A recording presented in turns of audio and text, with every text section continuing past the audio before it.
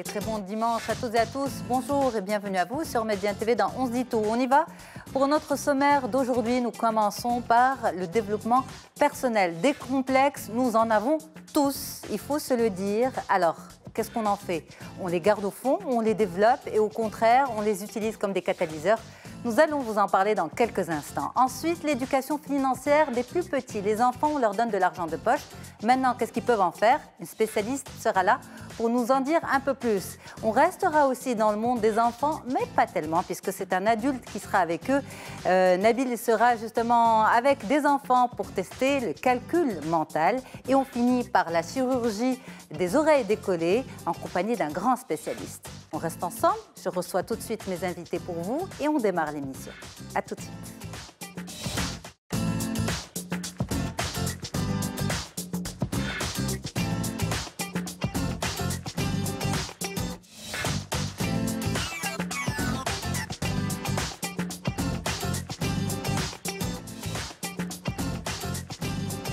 Et très bon dimanche à toutes et à tous. Merci beaucoup d'avoir choisi Médien TV pour vous accompagner. On se dit tout démarre tout de suite pour vous avec Tissam Benjeloun. Bonjour Tissam. Bonjour Yasmine. C'est un plaisir de vous retrouver. Partagé. Première fois cette saison. Oui. Alors vous êtes psychologue clinicienne et vous êtes une habituée de l'émission, une amie d'On se dit tout. Oui. Et des téléspectateurs.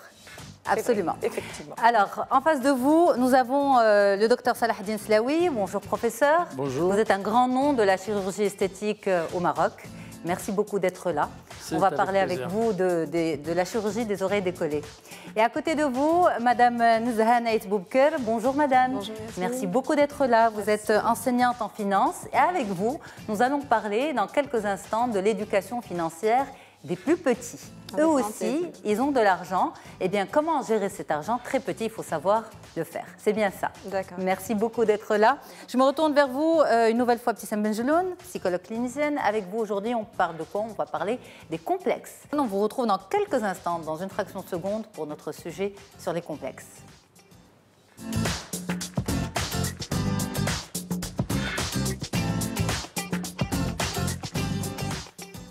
Tissam Benjeloun, vous êtes psychologue clinicienne. Merci beaucoup d'être avec nous aujourd'hui. Nous allons décomplexer les complexes. Nous allons en parler avec vous dans quelques instants, mais juste après, un petit reportage. À tout de suite.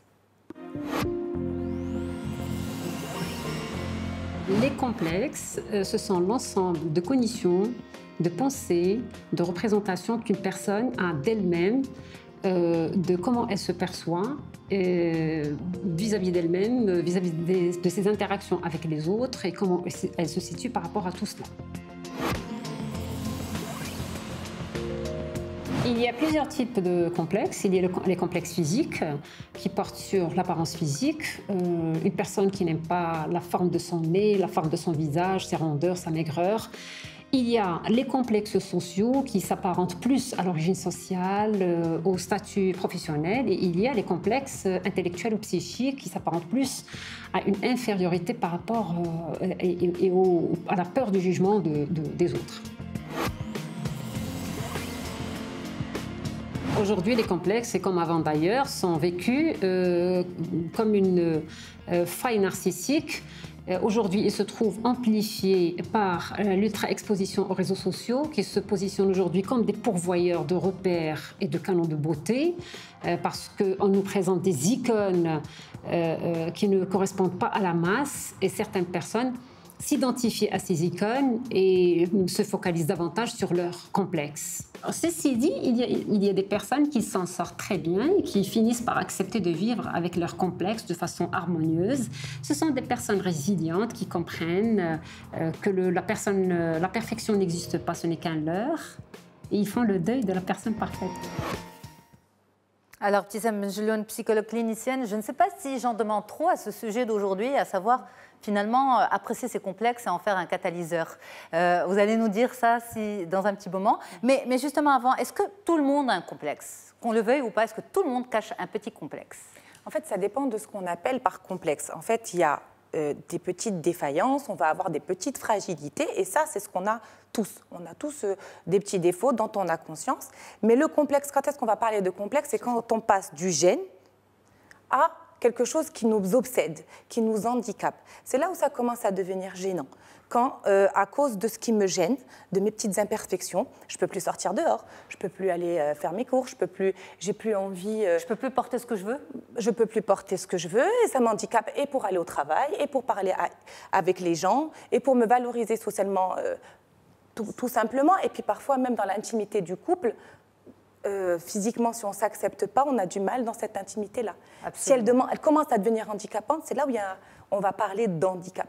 Et de complexe. Et de complexe. Et de complexe, justement. Alors, justement, c'est important de faire cette différence entre gêne, être gêné par quelque chose, être véritablement complexé par la chose. Donc, vous dites la nuance est importante parce que c'est finalement la répercussion sur le quotidien qui va déterminer si c'est un complexe ou une gêne. C'est des stratégies qu'on va mettre en place pour dépasser cette gêne. Soit on va se concentrer dessus, ça va devenir une obsession et on va focaliser sur l'idée de faire disparaître ce qui nous embête. Parfois c'est réel et parfois c'est imaginaire.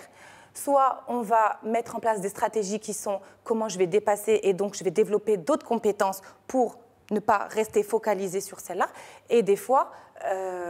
on est juste abattu et on ne fait rien et on est dans une forme de passivité. Mais alors justement, si c'est un handicap, est-ce que ça nous donne la possibilité de réfléchir au dépassement ou pas, où finalement on le vit de plein fouet, ce complexe, et on est victime de son complexe? Ça dépend justement, c'est des degrés différents. On peut y réfléchir quand on arrive à prendre un peu de hauteur, quand on arrive d'où toute la place de la psychologue ou de quelqu'un qui peut être un interlocuteur pour nous amener à réfléchir autrement, à nous aider à nous changer de lunettes en fait, sur la lecture de la vie, de comment est-ce qu'on perçoit les choses.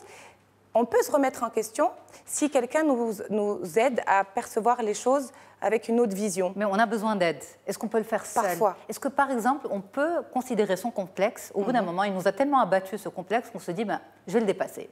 Bien sûr. Je vais le dépasser et je vais prendre des choses en main et ce qui était ma faiblesse, je vais en faire une force. Une force. Ou le fait de le dépasser, ça deviendra ma force. En fait, en règle générale, toutes les petites fragilités qu'on peut avoir, une fois qu'on en a et qu'elles sont gênantes, on se dit, et si je les vois d'une autre manière? Et si c'était positif? Effectivement, parfois, tu te rends compte qu'on peut avoir quelque chose qui est vraiment bloquant et on se dit, en quoi ça m'apporte quelque chose? Si je n'avais pas eu ce défaut-là, est-ce que je serais la personne que je suis aujourd'hui? Si je n'avais pas eu ce complexe, est-ce que j'aurais développé, par exemple, ce côté très social, volubile, humour? Peut-être que je ne l'aurais jamais développé si je n'avais pas eu ce complexe. Vous faites référence notamment aux personnes en surpoids. Le surpoids est souvent source de complexe et on dit souvent que les personnes qui sont en surpoids, maintenant c'est une étiquette, qu'elles sont en général joviales, qu'elles font beaucoup d'humour, c'est leur manière à elles de se faire accepter. Entre autres, oui. Mais on va parler, franchement, la même stratégie peut être utilisée selon différents complexes. Okay. Maintenant, c'est qu'est-ce que je vais mettre en place pour dépasser. Ça veut dire, je peux me dire, aujourd'hui, peut-être tu as tel complexe, mais qu'est-ce que tu réussis? Peut-être tu te trouves un peu grosse, mais en réalité, est-ce que tu n'es que grosse ou est-ce que tu as aussi d'autres compétences? Okay. Regarde, fais une liste. Mais pourquoi il y a ce blocage? Par exemple, vous dites, tu n'es pas que grosse, tu es ça et ça et ça. La personne peut voir tout ce qu'elle a de positif, mais finalement, cette histoire de poids, si on prend cet exemple-là, remonte constamment à la surface et l'envahit. Ça, c'est la preuve qu'il y a en général, on va dire ça, c'est que souvent, c'est la preuve qu'il y a une faille narcissique. La dame, dans le reportage, en a parlé. C'est révélateur qu'il y a une fragilité interne. Donc, parfois, il y a un complexe qui va se développer pendant le courant de la vie, mais parfois, ce complexe, il remonte à des failles narcissiques pendant l'enfance. C'est ça. Et donc là, c'est beaucoup plus compliqué. Tout seul, on ne va pas y arriver. Il faut qu'on se dise, en réalité, qu'est-ce qui me manque? Il est où ce sentiment de vide, ce truc qui me manque et qui fait que je ne suis jamais satisfaite? Est-ce que ça remonte forcément à l'enfance? Ou on va dire que c'est les complexes qui sont les plus solides, qui s'ancrent le plus? En fait, ce qui remonte à l'enfance, ce n'est pas le complexe, c'est la façon dont on gère les petites difficultés, nos frustrations. Parce que je suis grosse, on parlera tout à l'heure des oreilles décollées, j'ai un gros nez, on peut la dépasser. Mais celui qui ne le dépasse pas, c'est qu'il y a forcément un manque de confiance en soi. L'image du corps, elle est détériorée, un manque d'estime de soi. Et ça, forcément, il faut que tu remontes dans le passé, il faut que tu arrives à comprendre qu'est-ce qui fait que ça t'est bloqué là. Absolument. Ptissem Benjeloun disait à l'instant, professeur Slaoui Salahdine, que par rapport à l'image, par exemple, et puisque vous êtes un spécialiste en chirurgie esthétique et réparatrice, qu'on peut corriger certains défauts qui peuvent être envahissants pour certaines personnes. Mais parfois, et elle disait à l'instant, on peut corriger, mais sans dépasser. Ça veut dire que le complexe est plus important que sa manifestation, c'est ça? Ça arrive? Oui, absolument. En fait, c'est des problèmes auxquels on est confronté assez quotidiennement. Et je pense que le chirurgien esthétique doit en général avoir une approche psychanalytique ou psychologique des patients. Parmi les choses, vous savez, en général, on dit avant de passer à l'acte, faire une intervention de chirurgie esthétique, généralement, on doit voir son chirurgien 2 ou 3 fois, au moins 3 consultations. Et l'essentiel, l'objectif de ces 3 entretiens, essentiellement pour le chirurgien de comprendre, de saisir les motivations réelles de la personne. C'est important. Et il est classique de dire en chirurgie esthétique que la chirurgie esthétique est une chirurgie personnelle et que les patients doivent se faire opérer pour eux-mêmes. La motivation doit être intrinsèque, personnelle. Toute personne qui se fait opérer pour quelqu'un d'autre parce qu'on lui a suggéré, parce qu'on lui a fait telle ou telle remarque, c'est une intervention qui est vouée à l'échec dès le départ. Alors, permettez-moi de vous poser une question. Et pour répondre, si vous permettez, précisément à ce que vous venez de dire, effectivement, il y a des patients qui ont une petite déformation ou imperfection de son corps et qui en font un complexe. Et nous, on se méfie toujours des patients qui ont une réaction ou des conséquences démesurées. Si on a une petite pointe, une petite bosse sur le nez ou une petite surcharge pondérale et des choses comme ça, qu'on demande à les corriger de façon, si vous voulez, cool, comme on dit, il n'y a aucun problème. Mais quand on commence à nous dire « mais ça me complexe, vous ne pouvez pas savoir, etc. », là, on trouve quand même que ce n'est pas normal. Et vous orientez. Et dans ce cas-là, on se dit, est-ce que réellement c'est ça qui la dérange ou autre chose? Alors, est-ce que je peux vous poser une question qui m'a toujours travaillé? Je me suis toujours posé, est-ce qu'un chirurgien esthétique a des complexes? Le chirurgien esthétique est un être humain comme tout autre. Et comme que votre invité a dit en introduction, il y a plusieurs types de complexes. Hein. Ouais. Il y a des complexes, elle a dit qu'il y a des complexes physiques, il y a des complexes psychiques, il y a des complexes sociaux. Donc, il peut très bien en avoir quelques-uns. Et puis, comme elle a dit, Mme Benjeloun, ça peut remonter à l'enfance, ça peut remonter à beaucoup de choses. Tout à fait. Le problème des complexes est très complexe. Et les psys, ils ont des complexes, Ptissem? Mais c'est ce que je dit tout à l'heure. C'est normal, c'est naturel d'avoir des petites failles, en fait, des petites fragilités. Mais le complexe, c'est ce que j'ai dit tout à l'heure, c'est quand tu commences à être dans l'obsession. Okay. Voilà. Après, tout le monde n'est pas dans l'obsession. On disait même que les psys doivent commencer par se faire psychanalyser aussi. Dans notre formation, on est obligé d'être psychanalysé. Absolument.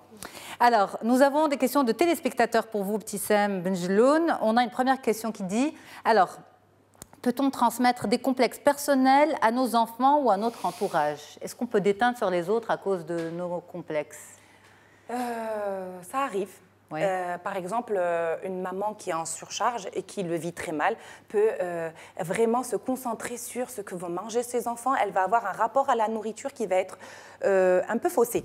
Donc forcément, elle va transmettre une angoisse qui est la sienne à son enfant lorsqu'il va manger. Et ce rapport à la nourriture, il va être un peu détérioré et il va être dans une forme de compulsion pour dépasser l'angoisse qui ne lui appartient pas, qui appartient probablement à sa maman. À sa maman, tout à fait. Une autre question? Oui, pardon? Si vous me permettez, juste une petite remarque qui vient des constatations donc pratiques, ce que nous vivons quotidiennement, c'est que, en fait, vous trouvez une même anomalie, une même petite déformation, par exemple, du nez, du menton, du visage. Chez différentes personnes, elle n'a pas les mêmes conséquences. Sur certaines personnes, en général, une marque de beauté. En général, quand les gens réussissent dans leur vie socio-professionnelle, ils peuvent dépasser un petit défaut, une petite imperfection dans leur visage. Par contre, une personne qui a des problèmes dans sa vie quotidienne, dans son travail, dans sa vie, dans la société, il tolère beaucoup moins bien une imperfection quelconque. Parfois même, c'est là tout le piège pour le chirurgien esthétique, c'est parfois des patients, ils ont des problèmes dans leur vie, un échec scolaire, un échec. Souvent, les adolescents, il faut se méfier des adolescents dans les demandes de chirurgie esthétique. C'est un vaste sujet très important. Dès qu'il y a un échec en social ou dans le travail, ils rapportent ça à un problème dans leur corps. Et on donne souvent l'exemple de très grands artistes. On donne par exemple l'exemple de Depardieu, qui avait des déformations du nez, du menton, et qui a réussi dans sa vie, parce qu'il a su dépasser ça. Que des nos forces. D'où le catalyseur dont tu parlais tout à l'heure. Ça peut être un catalyseur, absolument. Quand tu arrives à bien l'utiliser, ça peut devenir un moteur, oui. À s'apprivoiser son complexe. La transformer, la transcender, la voir avec une autre lecture. Pour le voir différemment. L'utiliser, exactement. Ou bien se dire, eh bien, ce ne sera plus un complexe, je vais le dépasser. Ou bien je vais l'utiliser. Mais si ça sera plus... Parfois, on peut même dire, je vais l'utiliser. J'ai ce défaut-là et je vais... C'est comme il y a une mannequin qui est très connue, qui est albinos. Et aujourd'hui, elle fait partie des mannequins les plus connus dans le monde. Elle était complexée du fait d'être albinos. Et aujourd'hui, elle est extrêmement connue. Et elle valorise ce changement, cette différence. Le regard de la société est important également pour valoriser ce qui peut être considéré comme un défaut. On ne parle pas bien sûr de l'albinisme ici, parce que ça c'est différent. Mais le regard aussi de la société est important. Quand vous avez parlé de l'acteur, il est appuyé par les autres. Ben oui, parce qu'aujourd'hui, on est dans l'ère avec tout Internet, les médias, le magazine, etc. Il faut correspondre à un moule, que ce soit physique ou même culturel ou même social, financier. Donc quand tu n'es pas à la hauteur... Le financier, on y revient dans un petit moment. La réussite socio-professionnelle aide beaucoup à dépasser ces complexes ou dépasser ces petites imperfections, ces problèmes. C'est très important. Mais pas pour tous. On remarque par exemple qu'en chirurgie esthétique, on remarque que par exemple la demande en chirurgie esthétique est extrêmement fréquente dans l'hémisphère sud du globe. C'est très fréquent en Afrique du Nord, l'Europe du Sud, en Amérique du Sud. Mais vers le nord du globe, par exemple dans l'Europe du Nord, la chirurgie esthétique est pratiquement inexistante parce que c'est là-bas où les pays sont les plus riches, il y a le moins de problèmes socio-économiques et même les gens qui ont des petits problèmes, des imperfections physiques, ils la dépassent parce qu'ils réussissent par ailleurs. En un mot, petit Sam, qu'est-ce qu'on peut dire aux téléspectateurs? On les encourage à aimer leur complexe? On va résumer le tout. Soyons fous. Non, pas soyons fous, mais il y a une phrase que j'aime beaucoup, c'est de l'ombre jaillit la lumière. C'est-à-dire que parfois, c'est cette ombre-là qui va faire que tu vas développer des petites étincelles et tu vas illuminer le monde. Eh bien, merci beaucoup de nous illuminer ce matin. Sam Benjeloun, vous êtes psychologue clinicienne. On reste ensemble sur Média TV dans On se dit tout. On va sur quoi? On va sur un autre sujet. Avec vous, vous êtes tranquille. Professeur Nzha Netboubker, vous êtes enseignante. Donc souvent, vous parlez beaucoup à vos étudiants. Vous êtes enseignante en finance et avec vous aujourd'hui, eh bien, le bien-être de nos plus petits.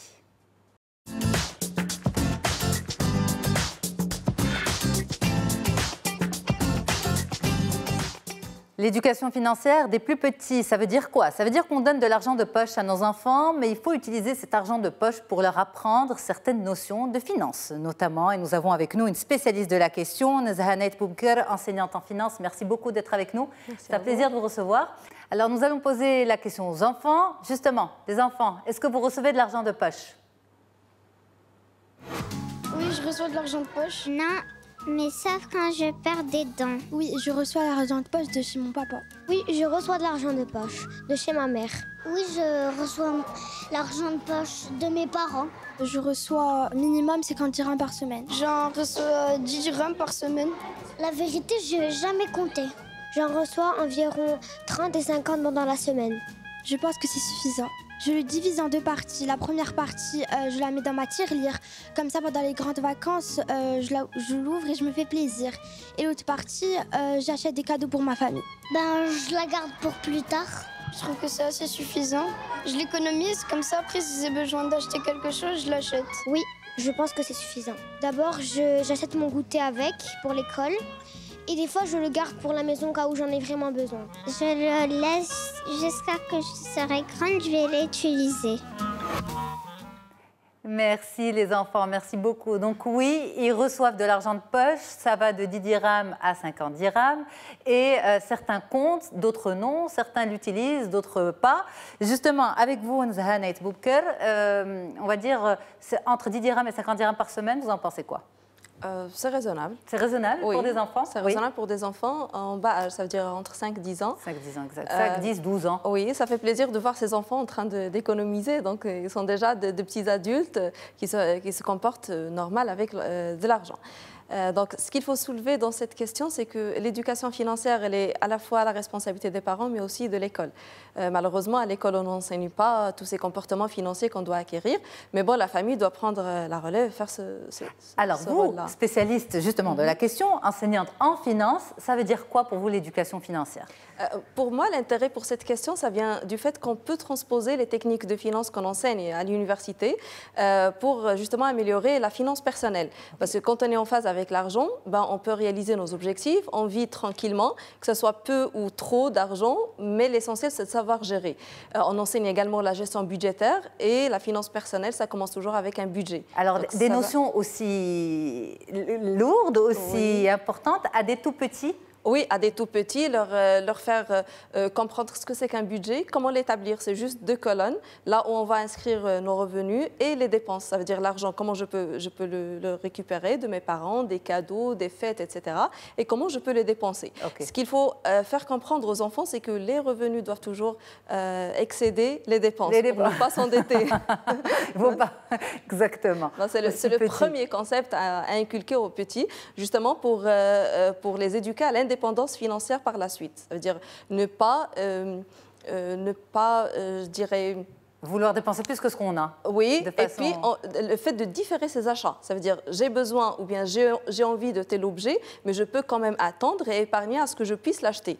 Donc ne pas toujours dire voilà, je veux tel objet sur le coup et m'endetter et donc comme ça donc au futur il y aura des alors problèmes. pour vous justement, un enfant qui a un argent de poche, ça devrait servir à quoi? Dans le reportage, on voyait des enfants qui disaient voilà, certains il y a une petite fille aussi qui disait moi j'ai 50 dirhams par semaine, je dépense 25 dirhams et j'économise 25 dirhams pour les grandes vacances. D'autres qui disaient, moi avec mon argent de poche, j'achète mon goûter, le goûter de l'école. Donc pour vous, cet argent de poche devrait servir à quoi?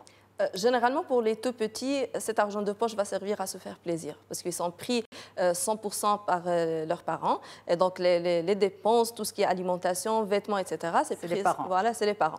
Donc, pour les enfants, c'est juste le fait de se faire plaisir pour un jeu, pour un jouet, pour un objet, pour les grandes vacances également. Voilà. Mais c'est important pour vous que les enfants soient en contact très tôt avec l'argent. Oui. Pour pouvoir un petit peu mesurer comment on gagne, comment on dépense. Oui, très tôt, donc c'est vers 5-10 ans, parce qu'avant, ça veut dire même la maternelle, les enfants ont du mal à compter. Donc pour eux, l'argent, c'est abstrait. Donc si vous leur donnez 50 ou 20 dirhams, pour eux, c'est la même chose. Il va probablement le perdre. Mais sinon, à partir de 6 ans et plus, donc ils savent compter, ils peuvent réellement manipuler de l'argent.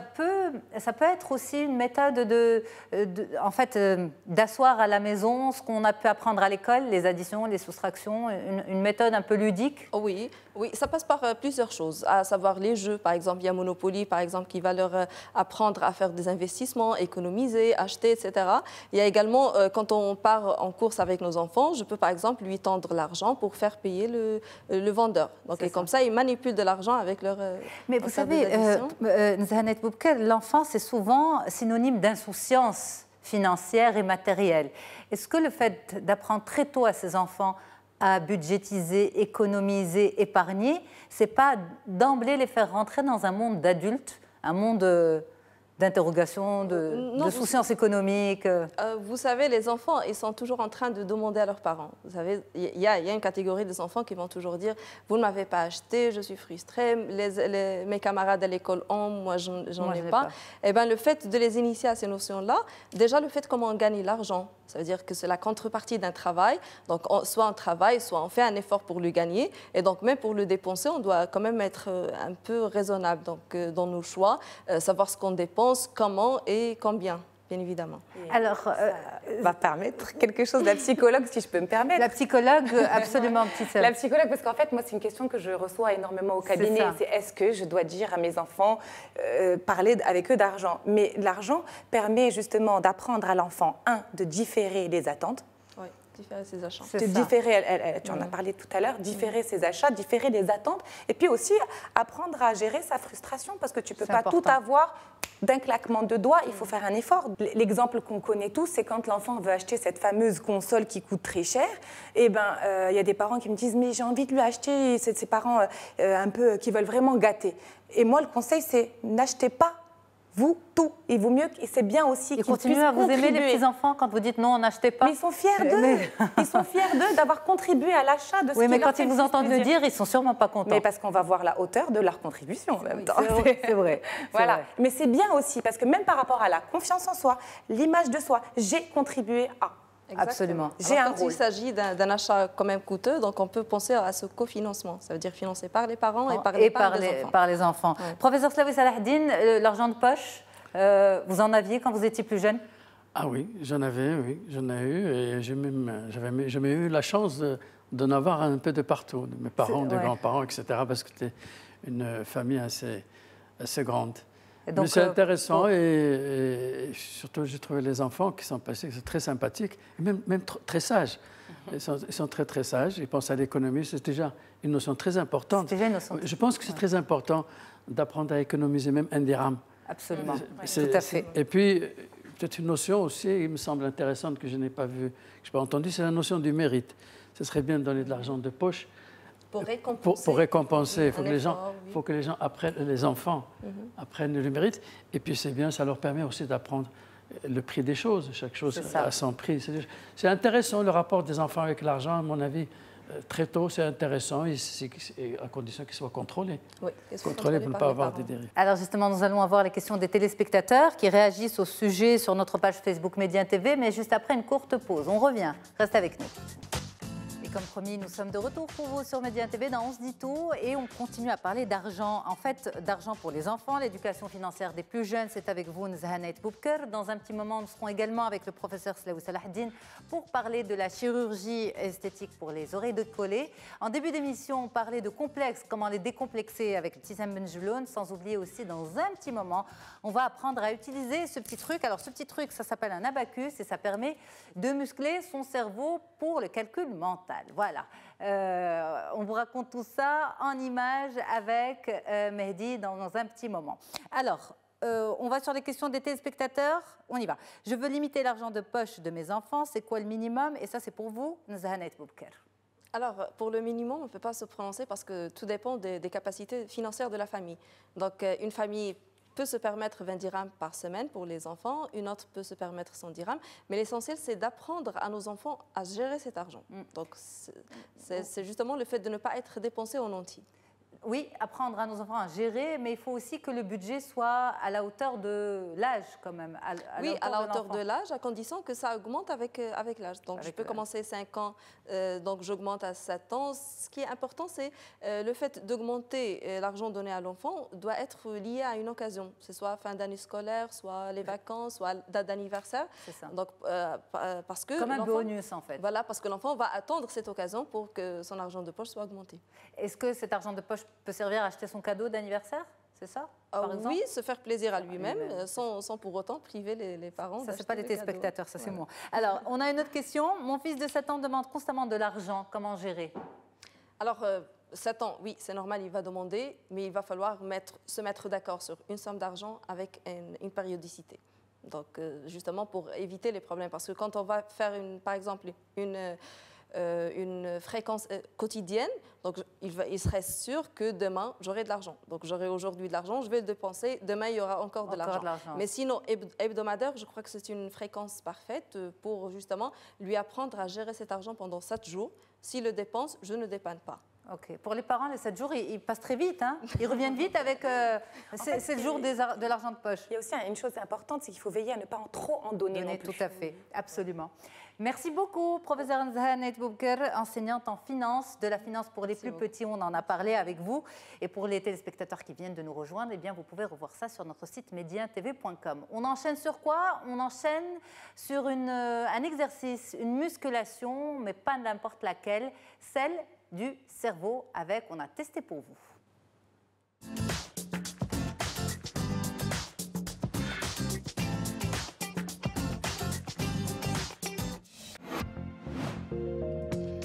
Salut Yasmine, bonjour à tous. Je suis très heureux de vous retrouver pour un nouvel épisode de Nous avons testé pour vous. Savez-vous comment s'appelle cet objet? Non? C'est un abacus. C'est un calculateur naturel d'origine japonaise. Et aujourd'hui, je vais muscler mes neurones en testant pour vous le calcul mental. Alors, bonjour Monsieur Delissi. Bonjour Monsieur Nabil. Vous êtes président de l'Académie internationale de calcul mental. Oui. Est-ce que vous pouvez nous expliquer en quoi consiste votre méthode? Notre méthode fait partie de la neurogym. C'est une méthode avec laquelle on développe les compétences des enfants. On s'adresse aux enfants de l'âge entre 5 à 15 ans. C'est une méthode avec laquelle on va développer leurs compétences neurologiques telles que la compétence de la concentration, la compétence visuelle, la compétence auditive, qui auront un impact sur le processus scolaire de l'enfant. Alors, Monsieur Nabil, je vous invite à faire une petite partie du calcul mental. On y va. Bonjour. Bonjour, monsieur. Bonjour les enfants. Bonjour, Nabil. Bonjour, Sidou. Aujourd'hui, on va faire une séance modèle de calcul mental. Alors aujourd'hui, on va découvrir le monde calcul mental. Qu'est-ce qu'un calcul mental, ses outils, etc. Alors avant de commencer, est-ce que vous avez une idée sur le calcul mental? Faire des additions, des soustractions le plus rapidement possible. C'est très bien. Pour travailler le calcul mental, on a besoin d'un outil qui s'appelle abacus. Abacus. Abacus. L'abacus se compose de 3 parties. On a la barre transversale, des bouts qui sont hauts de la barre transversale, des bouts qui sont bas de la barre transversale, et ces carreaux, ce sont des points de départ. Alors, avant de commencer, il faut toujours choisir un point de départ pour repérer les unités. Si je colle la boule à la barre, ça fait 1. Ça fait combien? 1. Très bien. Et si j'ajoute une autre boule, ça fait combien? 2. Très bien. Vous comptez avec moi, s'il vous plaît. 4 plus 1, ça fait 5. 5. Voilà le 5. Alors, 5 plus 1. 6. Très bien. Plus 1. 7. Imagination sans abacus. Alors, je vais imaginer 2 moins 1 plus 2. Donc j'imagine que je touche les boules pour Oui. compter, d'accord. 1 plus 1 plus 2. 4. Très bien. 6 plus 1 plus 2 moins 7. 2. 1 plus 1 plus 7 moins 7 plus 2 moins 3. Très très bien. 4 plus 5 moins 6 plus 1 moins 3 plus 2 plus 1. Allez, on va passer au grand boulier. Monsieur Nabil. Oui. Taha. Alors, ton adversaire du jour. Alors, on va voir qui va gagner. Allez. Bonjour Taha. Bonjour. Bonne chance. Bonne chance. Il t'en faudra. Que le match commence et que le meilleur gagne. Point de départ. Concentration. 4. Moins 2. Plus 5. Plus 1. Plus 1.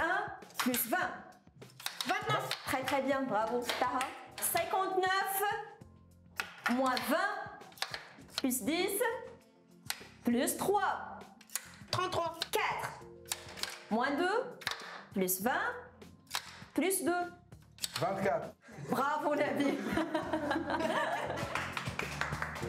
Je vous remercie pour cette démonstration et je vous laisse terminer votre séance. Au revoir. Formule plus 3. Plus 3 est égal à plus 10 moins 5. Bon, j'ai encore beaucoup d'entraînement à faire avant de devenir un expert du calcul mental. Mais ce qui est sûr, c'est que je ne fais pas le poids devant un enfant de 10 ans. Mais je baisse pas les bras, j'ai une revanche à prendre. C'est fini pour cet épisode. Je vous donne rendez-vous la semaine prochaine pour un nouveau test. Mais avant de vous quitter, petite interro surprise pour toi, Yasmine. 3 moins 1 plus 4 moins 5. Alors, ça fait 1, justement. C'est 1, c'est bien ça, la prof de maths? Ça fait... Professeur Slaoui, vous dites 0? Alors Moi, je pas fait attention. Non, pas attentive en classe, non. C'est 3 1. moins 1. Alors, oui, c'est c'était 4 moins 3 moins 1. 3 moins... Bref, la réponse est 1 parce qu'on me l'a soufflé. Ah ouais. C'est tout ce que je peux vous dire. Bon, ça vous parle, cette histoire d'abacus, Nzahanet Boubker, vous l'utilisez? Non, moi personnellement, mais je trouve qu'il Mais y a... vous y croyez? Oui, Oui. oui, j'y crois parce que ça aide les enfants notamment à faire ce calcul mental. Et je crois que c'est destiné pour la tranche 2 ans, 14 ans. 2 ans. Mais sinon plus... 2 je ans, pense. déjà, il commence à apprendre... Oui. Ah oui, il y a 2 ans, c'est terrible. Mais je me demande toujours pourquoi c'est limité à 14 ans. Est-ce que, Oui, parce au-delà que de cet justement, âge-là- Nabil a galéré avec les enfants. Bon, allez, on va parler tout de suite. Merci beaucoup, Nabil, d'avoir joué les jeux, justement, et d'avoir accepté ta défaite face, justement, à Taha, qui a 10 ans, comme on vient de le voir à l'instant. Professeur Slaoui Salahdine, vous êtes professeur de chirurgie esthétique à Rabat. Et avec vous aujourd'hui, le point sur la chirurgie des oreilles décollées. Tout de suite.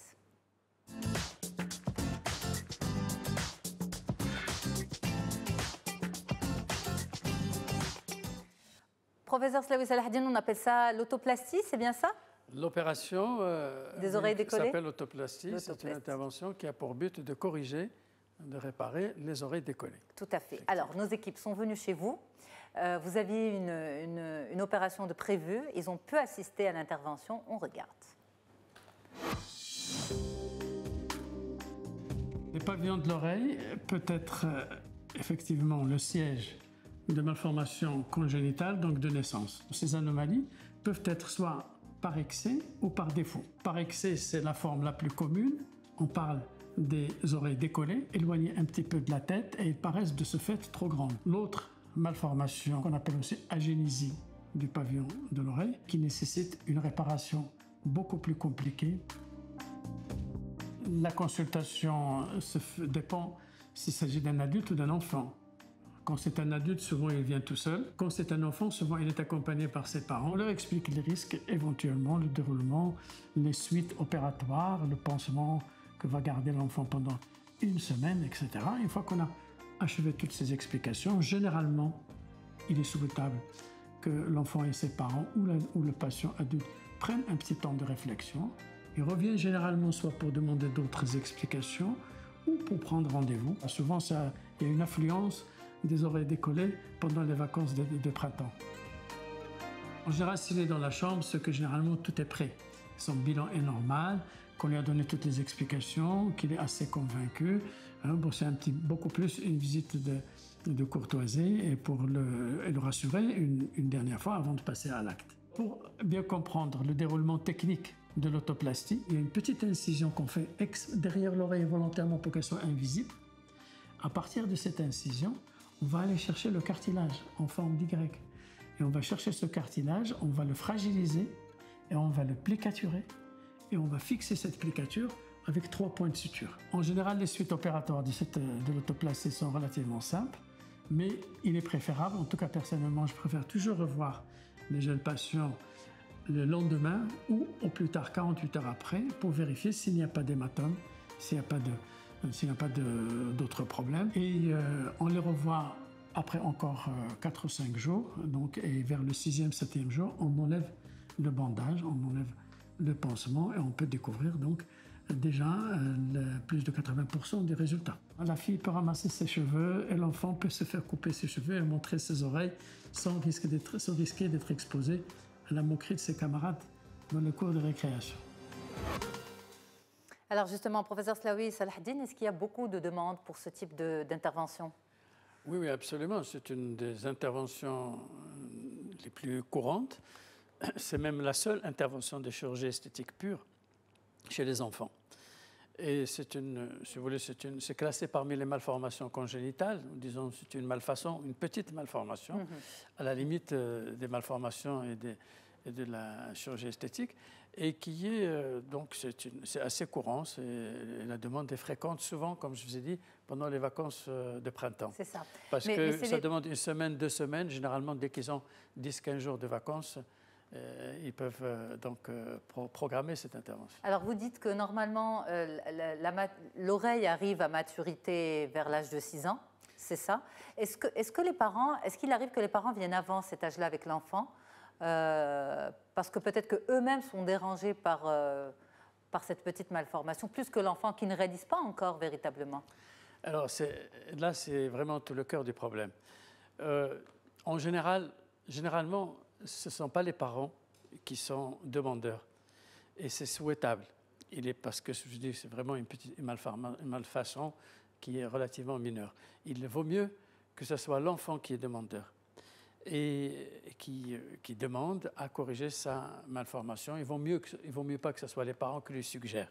Pourquoi? Parce que c'est la part psychologique de la... C'est la part psychologique. Par contre, ce qui se passe normalement, c'est l'inverse. Ce qui se passe généralement, c'est l'inverse. Ce sont souvent, et là je lance un appel à tous les parents, qu'ils fassent attention quand c'est un garçon, quand leur garçon ne veut pas aller chez le coiffeur, il ne veut pas se faire couper les cheveux, qu'il laisse pousser les cheveux, ça peut être pour cacher ses oreilles.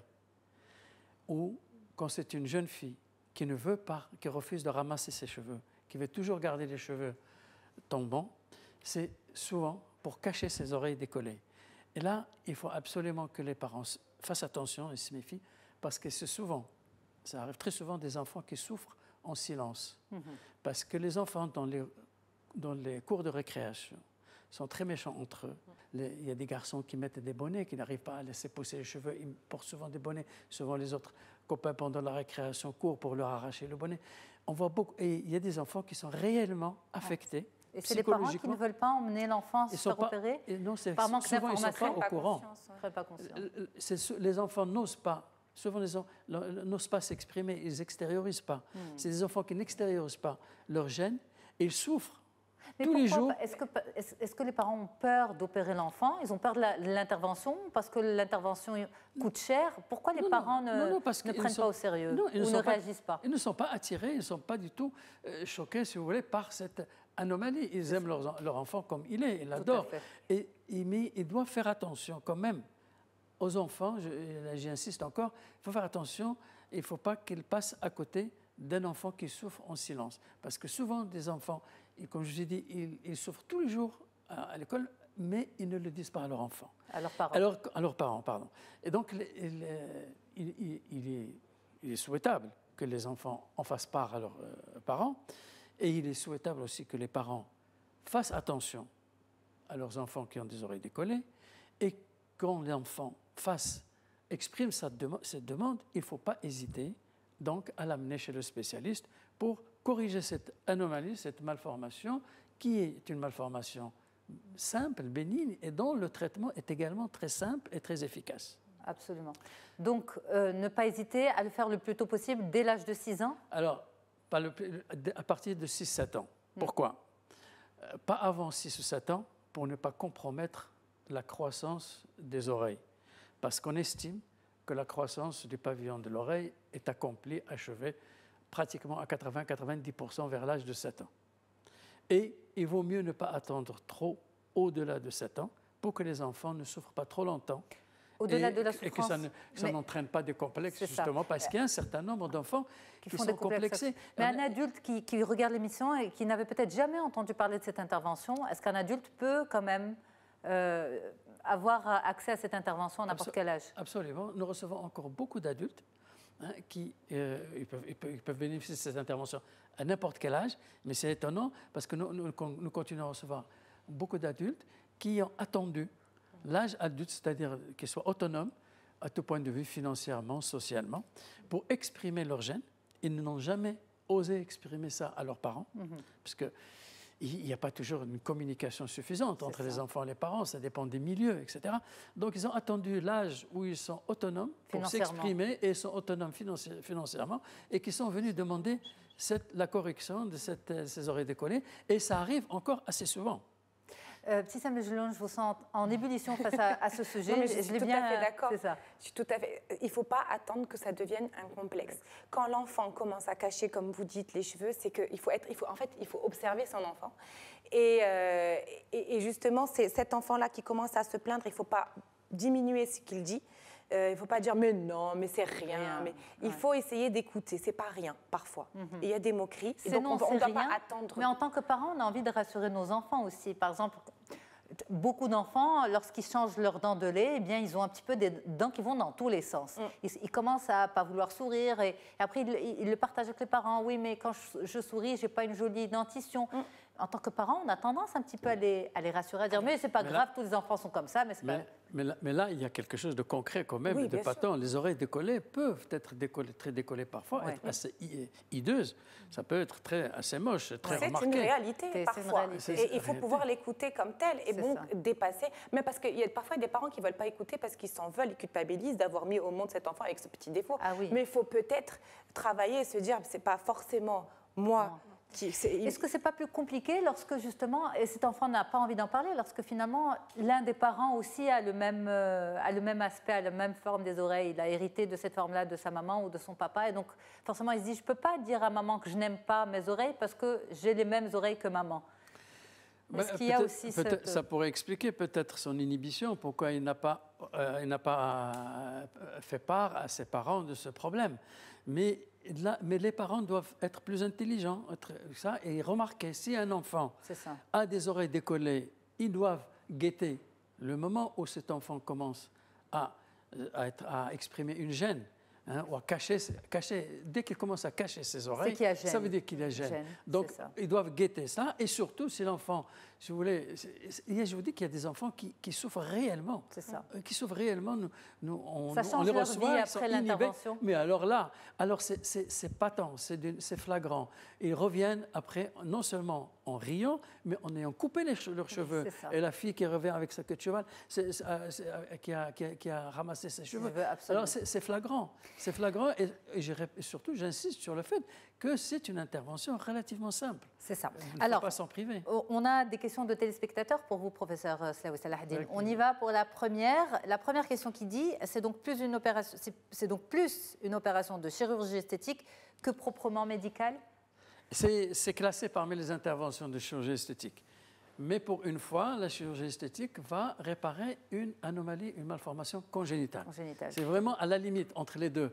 Normalement, quand c'est une malformation congénitale, c'est de la réparatrice. C'est ça. Mais c'est tellement simple, c'est tellement bénin qu'on peut la classer parmi la chirurgie esthétique. Et d'ailleurs, ce genre d'intervention est prise en charge par tous les organismes mutuels, CNOPS, assurance et tout. Ça répond justement à la prochaine question. On a cette question qui dit « Je souhaite faire opérer mon fils, mais ça coûte trop cher. Est-ce que l'opération est remboursée par la Sécurité sociale ?» C'est remboursé au moins partiellement par la Sécurité sociale dans le monde entier, même au Maroc compris. Ça peut être remboursé totalement ou partiellement, mais c'est remboursé. Je ne crois pas que ce soit une intervention très chère. Je fais remarquer que dès qu'il s'agit d'un enfant un petit peu grand, qui peut supporter, qui coopère, l'intervention peut se faire sous anesthésie locale, ce qui simplifie encore plus les choses. Donc, sous anesthésie locale en ambulatoire. S'il est entre 7 et 8 ans, bon, dans ce cas-là, on peut être, et qu'il n'est pas très coopérant, donc on peut être obligé d'avoir recours à une anesthésie générale. Mais, une autre question, justement. Est-ce qu'on peut choisir sa forme d'oreille? Oui, c'est-à-dire c'est-à-dire que le chirurgien lui-même, il ne faut pas qu'il colle trop les oreilles. Il ne faut pas non plus aller dans plaquer les oreilles trop contre le crâne, parce que les oreilles doivent naturellement rester un petit peu décollées. Si vous voulez, une oreille est considérée bien, normale, quand elle ne se remarque pas, quand on ne la remarque pas. C'est ça l'essentiel. Il faut que l'oreille ne se remarque pas. Parfois, il y a des enfants qui disent effectivement, je veux que mon oreille soit tellement plaquée. Il veut prendre sa revanche. C'est ça, c'est que absolument. Il veut prendre sa revanche sur ses oreilles. Elle a tellement été embêtée par ses oreilles décollées qu'il veut des oreilles vraiment plaquées. Mais là, on lui dit que ce ne sera pas joli non plus. Il faut que les oreilles restent un petit peu décollées. Donc, le chirurgien esthétique, le spécialiste, est toujours là comme un garde-fou pour orienter, conseiller. Zahanet Boubker, la dernière question pour vous, que vous allez, en tant que spécialiste de la finance, poser au professeur Slaoui Salah-Eddine. Vous voulez bien lui demander combien ça coûte? Ah oui, combien ça coûte une tranche? Un minimum et même maximum. Vous lui facilitez la réponse. Il y a toujours un minimum et un maximum pour la Le bonheur n'a pas de prix. Vous savez, c'est une intervention qui apporte tellement de bonheur aux enfants, parfois même à leurs parents. Mais sérieusement, le prix est très variable, à la vérité. Ça dépend. Quand on se fait opérer, un chirurgien novice ou un chirurgien qui a 30 ans d'expérience, tout ça, et où on s'opère, où on se fait opérer aussi, ça dépend où.